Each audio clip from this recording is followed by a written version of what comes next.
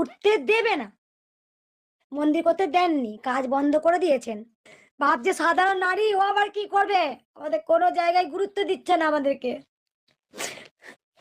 এই মন্দিরটা পুরো একদম চক্রান্ত চলছে যে কৃষ্ণকালী মাকে উঠতে দেবে না, কৃষ্ণকালী মায়ের মন্দির হতে দেবে না। যদি ওখানেও যদি বেআইনি ভাবে আমাদের পারমিশন না দেয়, তাহলে অবশ্যই তার পথ আছে। না, কৃষ্ণকালী মায়ের মন্দির হতে দেবে না। তবে আমি কিছু কিছু কথা আমি বলে দিই। আমি যেখানে যা যেতে বলেছেন, যেখানে যা পারমিশন নিতে বলেছেন, আমি সেখানেই ছুটেছি। এবার আমি দেখিয়ে দিই যে প্রথমত কথা হচ্ছে, দেখুন আমি মায়ের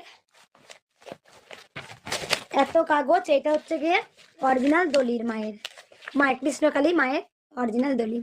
এখানে দেখুন লেখা আছে যে